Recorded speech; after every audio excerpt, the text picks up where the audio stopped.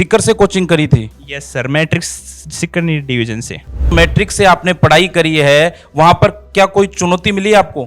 हाँ, अभी हर बच्चे से चुनौती होती है वहाँ पर कि रैंक लाने की, रैंक इंप्रूव करने की, और जो वहाँ के टीचर्स थे उन्होंने भी खूब मोटिवेशन दिया, इस कारण ये सफलता मुझे प्राप्त हो पाई। नमस्कार, मैं सचिन गुप्ता, आप देख रहे हैं गोल्डन हिंद न्यूज। इस वक्त हम मौजूद हैं जयपुर जिले के शापरा तहसील के कांट गांव में। यहां आने की बड़ी वजह, यहां पर जो छात्र उज्जवल लोलानिया है, इन्होंने ऑल इंडिया नीट एग्जाम में अच्छी रैंक हासिल करी है। मेरे साथ मौजूद है खुद उज्जवल लोलानिया, इनसे खास बातचीत करते हैं। सबसे पहले आपको बहुत बहुत शुभकामनाएं। थैंक्स सर, आपके भी। तो सर, ये जो नीट की तैयारी आपने करी थी, इसकी प्रेरणा आपको कहां से मिली? सर, मेरे पिताजी पहले ही टीचर हैं अभी इस टाइम में, और मेरा भैया अभी 4th ग्रेड में है, और मेरा एक और बड़ा भैया है जो PhD कर रहा है। तो उन्होंने मुझे पहले से ही प्रेरित कर रखा था 10th क्लास से ही कि तुझे डॉक्टर की तैयारी करनी है।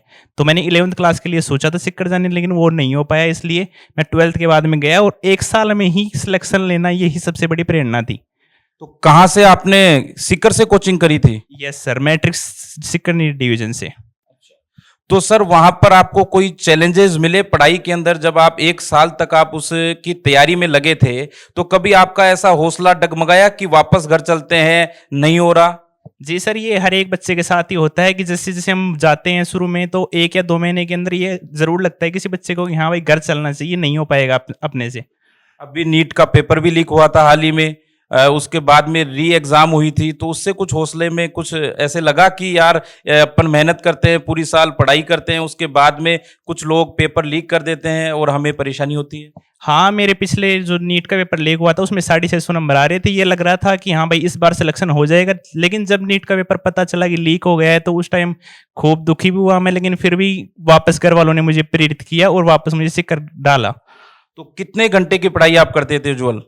मतलब अभी लास्ट में DTS चल रहे थे, तो उस टाइम 12 या 13 घंटे की रेगुलर पढ़ाई कर रहा था मैं। आजकल सोशल मीडिया का जमाना है, युवा हर कोई मोबाइल से जुड़ा रहता है, तो उस बीच में आपने कभी ऐसा लगा कि मोबाइल यूज करते थे?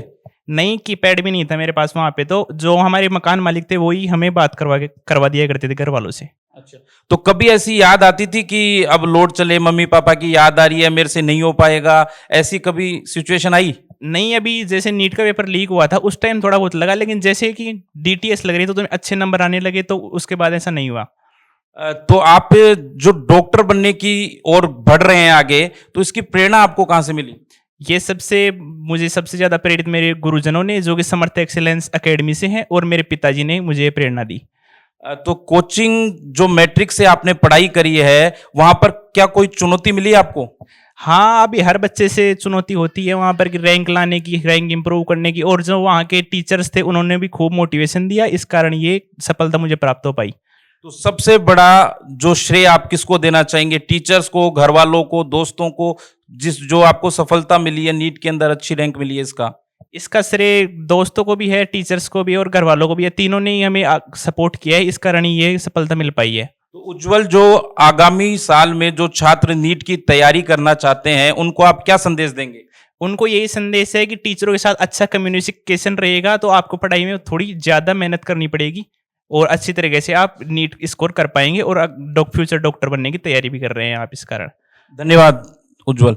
तो ये थे हमारे साथ उज्जवल, जिन्होंने सीकर में मैट्रिक से पढ़ाई कर कर नीट परीक्षा में अच्छे अंक हासिल किए। इन्होंने कहा कि टीचर्स के साथ अच्छा कम्युनिकेशंस, उनके गाइडेंस में पढ़ाई कर कर उन्होंने ये जो अंक है वो हासिल किया। साथ ही उन्होंने अपने परिवार को भी धन्यवाद दिया।